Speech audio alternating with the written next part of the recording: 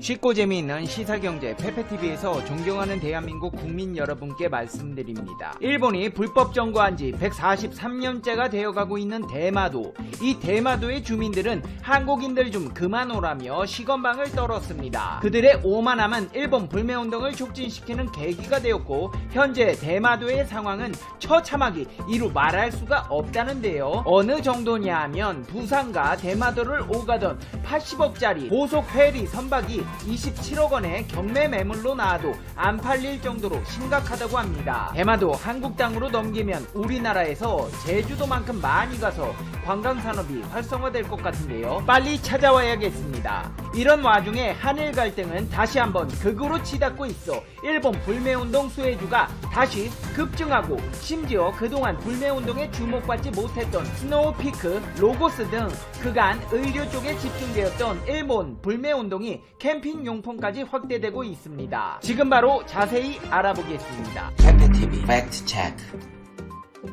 대마도 우리 땅입니다. 일본명으로 스시마 섬이라고 불리는 대마도는 세종대왕 때 대마도를 정벌한 후 500년간 우리 땅으로 복속되어 조공을 받아오던 것이 역사적인 근거로 남아 있습니다. 조선 왕족 실록 세종조에서 대마도는 경상도 계림 땅이었다고 기록되어 있으며, 동국여지 승남에도 대마도 대마주가 옛날 계림에 속해 있다고 되어 있으며, 1436년 대마도주가 조선에 대마도를 편입시켜줄 것을 상소해 그를 조선 관직인 태수로 봉하고, 대마도 지역 유지들에게도 조선 관직인 만호직을 주어 조선의 땅으로 관리되어 왔다는 기록이 엄연하게 존재합니다. 그러다가 일본이 명치 유신 때 천하통일을 하면서 대마도를 지배하기 시작했으며, 구한 말에 어수선한 국제정세 틈바구니 속에서 대마도는 1877년 일본 나가사키현에 순간적으로 편입되어 버렸습니다. 이승만 초대 대통령이 대한민국 건국 후 가진 첫 연도 기자회견에서 대일 배상 청구는 임진왜란 때부터 기산해야 한다고 한 데에는 그럴만한 이유가 있습니다. 대마도는 오래전부터 우리나라의 조공을 바친 우리 땅이었습니다. 임진왜란을 일으킨 일본이 그 땅을 무력 강점했지만 포치담 선언에서 불법으로 소유한 영토를 반환하겠다고 했기 때문에 우리에게 돌려줘야 합니다. 일본의 우익 정치꾼들이 믿져야 본전으로 독도 망언을 쏟아내는 것도 한국과 국민들의 역사교육과 의식 고취로 그 작태를 벌이고 있는 것이며, 우리가 대마도를 우리 땅이라고 주장할까봐 맞불 작전에 꼼수를 쓰고 있는 것입니다. 우리나라 땅 대마도는 한국 소유로 대한민국 국민들에게 사랑받아야 할 한국 영토지만, 일본이 불법 점거하고 있어 일본 불매운동의 표적이 된 지도 벌써 약 1년이라는 많은 시간이 흘렀습니다. 특히나 대마도가 불매운동의 표적이 된 것은 이 일본인들이 한국인들 좀 그만 오라며 시건방을 떨었기 때문인데요. 현재 대마도를 오가는 선박은 운항이 재개된 상태입니다. 하지만 불매운동에 코로나까지 겹쳐 오가는 사람은 거의 없는 유령의 섬이 되어가고 있고, 지역 경제는 사실상 붕괴 직전 상태입니다. 한국과 일본을 오가는 네이버 1위 관광업체의 후기글을 보면 지난 2월에 갔다 왔던 글들이 간간히 올라왔을 정도로 매출이 저조합니다. 지난 12월 대마도 주민들은 한일 관계로 인한 것인지는 모르겠지만 단번에 한국 단체 손님이 사라졌다며 기도하는 마음으로 한일 관계가 좋아지기를 기다릴 수밖에 없다고 하며 한국인들을 애타게 기다려왔습니다. 몇몇 한국인들이 대마도를 오가며 다시 한번 관광으로 한국인들의 주머니를 노리던 대마도의 노림수는 코로나로 인해 산산조각 나버렸습니다. 작년 12월 상황이 더욱 심각해지자 참다 못한 대마도시가 도움을 요청했고, 일본 정부는 결국 추경 예산을 편성해 지원하기로 했던 거 기억하시죠? 지난 3월까지 60억 원 정도를 대마도에 투입해 한국 이외 외국인 관광객이나 일본 국내 여행객을 유치하도록 한다는 것이었는데요. 이 60억은 사실상 공중분해되었다고 봐도 무방할 정도로 대마도의 상황은 심각합니다. 그도 그럴 것이 2018년 기준으로 대마도 남쪽의 이즈아라항의 전체 외국인의 100%는 한국인이었고, 북쪽의 히타카치항의 99%도 한국인이었습니다. 모든 수입이 한국 관광객에서 나오는 만큼 절대 한국인 관광객을 무시하거나 문전박대해서는 안 될 상황이었습니다. 하지만 주제 파악 못한 대마도 주민들은 한국인들을 문전박대하며 노코리아를 외쳤는데요. 그 결과 대마도는 그들의 바램대로 소원을 성취하게 되었습니다. 이제 대마도를 오가던 배까지 처분하고 있는 상황이기 때문입니다. 한일 양국 국민의 관광길이 끊기면서 부산과 대마도 이즈아라를 운항하던 고속회리가 급기야 경매시장에 나오게 된 것인데요. 대법원 경매 정보에 따르면 부산의 스시마 고속회리의 여객선 블루 스시마호가 부산지방법원 경매에서 2차례 유찰되었습니다. 파나마 국적의 블루 스시마호는 지난 1996년 이탈리아에서 진수한 총 중량 3,560톤, 최대 항속 33노트의 고속회리 여객선으로 승객 761명과 승무원 19명, 차량 19대를 선적할 수 있는 대형 선박입니다. 지난해 한일 관계 직전까지 멀쩡하게 정상 운항한 여객선입니다. 그러나 관계 악화로 8월부터 부산과 일본을 잇는 배편이 끊기면서 양국을 오가는 여객선을 운항하는 선박회사와 여객사들이 위기에 빠졌습니다. 결국 스시마 고속회리를 상대로 채권을 소유한 채권자들이 대출 등을 회수에 나서며 블루 스시마호를 법원 임의 격리에 청구한 것입니다. 블루 스시마호의 감정평가 금액은 선박과 엔진 등 의장품을 합쳐 총 75억 9,580만원으로 책정되었습니다. 하지만 지난 4월 1차 기일 때 유찰되었고 5월 2차 기일 때도 유찰되었습니다. 한일 관계 개선이 어두워지자 선박을 인수할 대상도 나타나지 않고 있는 것입니다. 심지어 이 76억짜리 선박의 최저 입찰가가 27억 3,880만원까지 떨어지는 초유의 사태가 발생하고 말았습니다. 여행업계 관계자는 한일 관계 악화로 일본 관계해온 여행 등을 하는 회사는 아주 힘든 시간을 겪고 있다며, 여기에 더해 코로나까지 악재로 겹쳐 대마도의 관광업은 앞이 보이지 않고 있다. 블루 스시마호는 대마도 불매의 상징적인 희생물이라고 할 수 있다. 업체 측이 채무를 변제하지 않으니 채권자들이 선박을 경매로라도 처분해서 자금을 회수하려는데 그마저도 팔리지 않고 있다고 했습니다. 가뜩이나 안 좋은 한일 양국의 감정은 일본이 한국에 대한 수출 규제를 이어가면서 일본 불매운동에 다시 한번 불을 붙이고 있는데요. 한국 정부는 일본의 우리나라에 대한 수출 규제 조치를 세계무역기구에 제소하기로 결정했고 관련 절차 진행에 들어갔습니다. 또 한국 법원이 일본 전범기업을 대상으로 압류 결정문이 공시 송달을 결정하면서 자산 현금화가 본격화되고 있습니다. 이렇게 양국 정부가 힘겨루기를 하며 갈등의 골이 더 깊어지자 일본 불매운동도 확장되고 있습니다. 캠핑 용품도 불매 리스트에 오른 것인데요. 특히나 눈에 띄는 것은 미국 업체인 콜맨이 일본 불매운동 리스트에 오른 것입니다. 캠핑 카페에 올라온 글에는 이 콜맨이라는 브랜드는 미국 것이지만 웨더마스터 콜맨을 사면 수익은 일본으로 들어가게 됩니다. 콜맨 텐트를 사면 일본이 수익을 벌게 되는 구조로 판단은 각자 알아서 하면 될 것 같습니다. 라며 불매운동에 포함시킨 것인데요. 실제로 콜맨은 미국 회사지만 일본이 아시아 총판을 맡고 있고 자체 기획 상품도 내놓는다는 점에서 불매운동 제품으로 선정되었습니다. 이 밖에도 불매 리스트로는 스노우피크, 몽벨, 콜맨, 로고스, 이와타니, 토요토미, 소토, 캡틴 스태그, 유니프레임, 첨스가 올라왔습니다. 이뿐만이 아닙니다. 호주의 빅토리아, 비터 맥주도 불매 리스트에 추가되었습니다. 최근 일본 아사히 그룹이 해당 맥주를 생산하는 회사를 인수했기 때문입니다. 실제로 아사히 그룹 홀딩스는 이달 초 1조 1000억엔, 약 12조 5천억 원을 투자해 호주 최대 맥주 회사 인수를 완료했습니다. 인수한 회사는 세계 최대 맥주 회사인 아노이저부시 인베브의 호주 자회사인 칼튼 앤 유나이티드 브루어리스입니다. 해당 회사에 속한 맥주 제품은 칼튼 드라프트, 퓨어 블론드, 그레이트 노턴, 트위스 등이 있습니다. 이를 통해 아사히 맥주는 호주 시장 점유율을 기존 1%에서 40%로 끌어올리게 되었는데요. 한국에서 아사히 맥주 안 사니까 호주 브랜드 인수해서 한국에 팔아먹으려는 꼼수는 대한민국의 철두철미한 불매 운동 탓에 물 건너간 듯 합니다. 이제 페페TV의 결론입니다. Conclusion. 페페TV. 예, 안녕하세요. 즐거운 라디오입니다. 오늘도 제 방송을 들어주셔서 진심으로 감사드립니다. 바쁘시겠지만 좋아요, 알람, 구독, 그리고 댓글 한 번씩 꼭 부탁드립니다. 저에게 정말 큰 힘이 됩니다. 자, 오늘의 주제 정말 오랜만에 여러분들께 찾아뵙는데, 일본이 한국에게 일본하고 있는 이야기라는 이런 파렴치한 주제로 여러분들과 한번 이야기를 나누어 보도록 하겠습니다.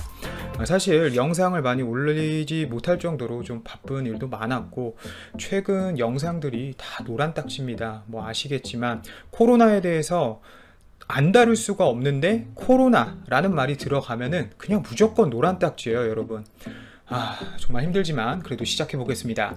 자, 세계보건기구 WHO가 팬데믹, 즉 세계적 대유행을 선언할 정도로 이 신종 코로나 바이러스 감염증이 확산되면서 이 한국질병관리본부의 진단 노하우를 알려달라는 전 세계 각국의 요청이 쇄도하고 있어요. 그런데 이런 가운데 참 재미있는 나라가 있습니다. 제목처럼 이웃이라고 하기엔 이제는 적과 같은 일본인데요. 정치적 이유로 한국과 외교 마찰을 일으킨 일본 역시 최근 우리나라 이 질본에 검진 관련 문의를 보낸 것으로 확인되고 있어서 이 몇 번을 말씀드린 일본 특유의 앞뒤가 다른 태도가 적나라하게 나오고 있어요. 실제 13일 정부 당국과 소식들에 따르면 최근 미국, 프랑스를 비롯해 미주, 유럽, 동남아시아, 중동 등 10개 이상의 나라가 우리나라, 한국, 질본의 이 코로나 진단 시스템 그리고 감염자 관리 어떻게 하는지 그리고 치료센터를 효율적으로 구축하는 방법에 대해서 자문을 요청했죠. 해당 국가들 가운데는 외교부를 통해서 이렇게 정식 요청을 보낸 나라도 있지만 좀 급하다 보니 아세안 등 지역 공동체를 활용하거나 보건당국자가 보건복지부 장관에게 직접 편지를 쓴 경우도 있었을 정도로 현재 우리나라의 이 의료 대응체계 시스템을 배우려는 국가들이 굉장히 많습니다. 얼마나 급하면 정부에서도 한국 진단 시스템을 배우려는 각국의 수요는 굉장히 다양한 채널을 통해 들어오고 있다고 할 정도로 일괄적으로 파악이 안 된다고 할 정도라고 설명을 하고 있을까요? 그런데 가장 눈길을 끄는 것이 한국의 진단 관련 연락을 취한 국가 중 한국과 외교적으로 갈등을 빚고 있는 일본도 포함되어 있다는 점이죠. 여기서 또 재미있는 점은 일본은 한국 외교부나 보건복지부에 직접 연락을 취하지 않고 다가왔습니다. 왜겠죠? 네, 당연히 쪽팔려서겠죠. 자, 자국의 국제보건규약, 즉 IHR 국가연락 담당관을 통해 질본에 직접 접촉한 것으로 알려지고 있어요. 자, 일본은 질본 측에 한국의 검진 현황과 검진 기관 수 등을 물어본 것으로 확인이 되고 있는데요.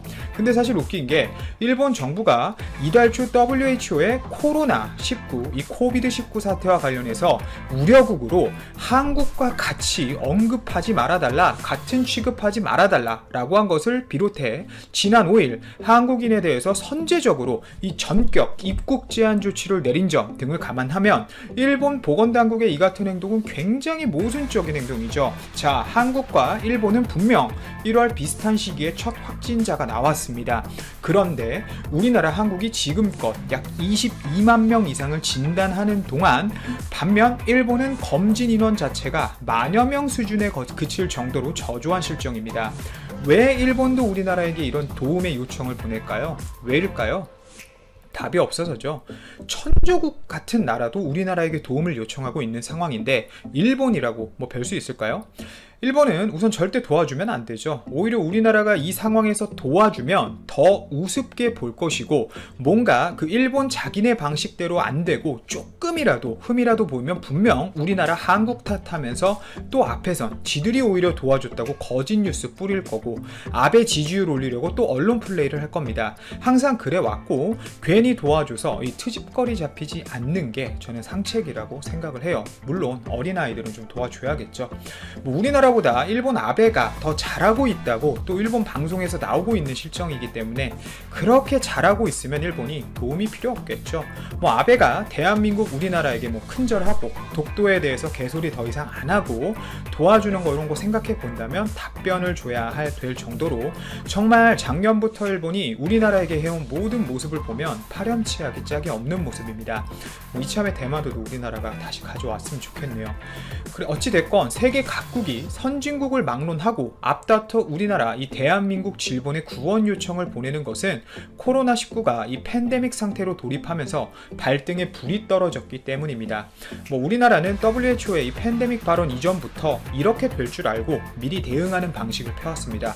물론 우리나라에 계시는 어떤 분들에게는 우리나라의 이 검진 방식이 마음에 드실 수도 있고 마음에 안 드실 수도 있을 거라고 생각을 합니다. 5천만 국민의 어떻게 입맛을 다 맞출 수는 없겠죠. 하지만 어찌 되었건 전 세계적으로 가장 많은 수준의 검사를 철저하게 진행하고 있고 저 위에 있는 중국보다 분명 훨씬 투명하게 환자들의 행동 동선, 위치 정보 공유, 환자 수 등을 빠르게 국민들에게 공유하고 있습니다. 정리해보자면 무엇보다 한국은 질본을 중심으로 초기 감염국 중 가장 빠르고 투명하게 검진을 진행하고 있어서 하루 10,000건 이상의 진단 비법을 배우려는 이 후발국들의 문의가 점점 늘고 있다는 게 팩트입니다.